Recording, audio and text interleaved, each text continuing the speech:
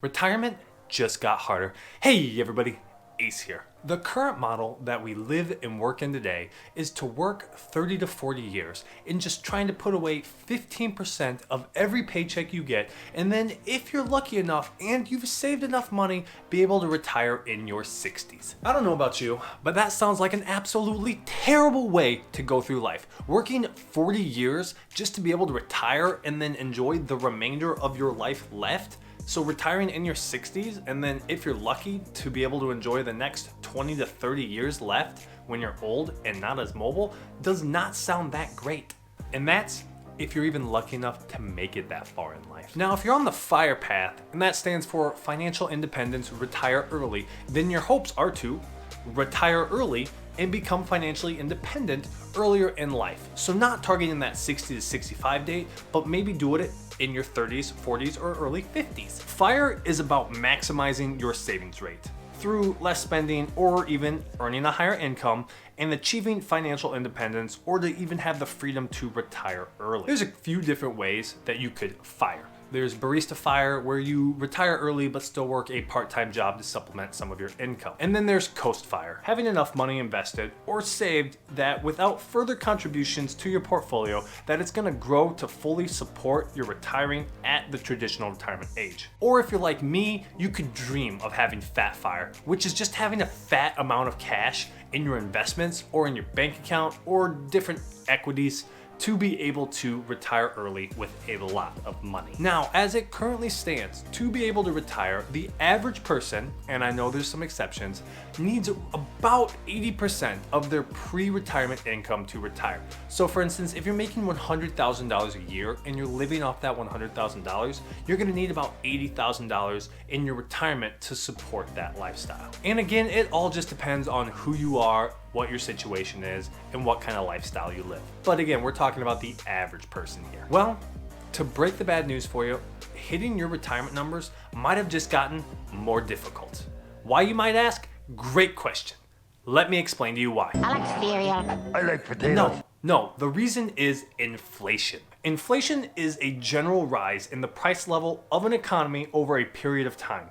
When the general price levels rise, each unit of currency buys fewer goods and services. To put it into simple terms, with inflation, is the amount of money that you have is able to buy less stuff. Inflation in the last 2 months has gone up drastically. In April, we had an inflation rate of roughly 4%, and then in May, we had an inflation rate of 5%. We have not seen levels of increased inflation like this since back in 2008. Take a look. For those of you who do not remember, 2008 was coined the global financial crisis. Now, how does inflation make it more difficult to retire? Well, if the price of goods and services is increasing, then the amount of money you're gonna need in retirement to afford those goods and services is going to increase as well. So if you only needed $1 million to retire a comfortable lifestyle and live your life out, you might need $1.2 million now because of all the goods and services that are going to be increased in price or have already increased. If wages don't increase with inflation at the bare minimum, that 4 or 5% that we're seeing,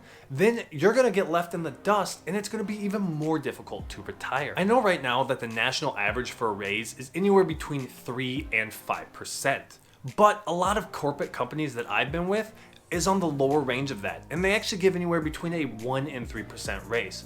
If inflation is at 4 and 5% consistently over the next couple months, and you're only getting a 3% raise, you're more or less getting a pay cut. You're not making enough money to match the inflation that's happening. So if you're not getting that raise to match inflation, there's gonna be a large portion of the population that's gonna be left in the dust and not even able to save for retirement because the cost of everything is going up. The median income in America right now is roughly $37,000. And saving 15% of each paycheck just to be able to retire is an amazing feat itself. Add in the increased product costs, and it's gonna be near impossible for people to save for retirement on that money. So what can you do to combat this? Well, the easiest answer is if your employer is gonna give you subpar raises that's not gonna beat inflation, find a new employer that's gonna pay you more money. There are a lot of manual labor positions out there that are offering more than $20 an hour if that's the industry you work in. If switching employers is not possible, and working manual labor is not your cup of tea,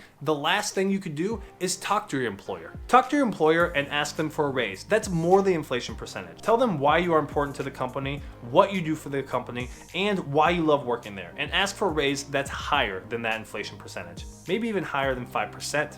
All in all, you're the one that determines your worth, where you want to work, and what you want to make. I know it's a lot easier said than done, but I believe in you and I know you can do it. And that's all I have. Retirement's gonna get harder because inflation's going up. And if wages don't keep up with inflation, it's gonna be harder to afford living and save for retirement. And that's all I got for you. If you liked this video or learned anything, please just tap that thumbs up button for me.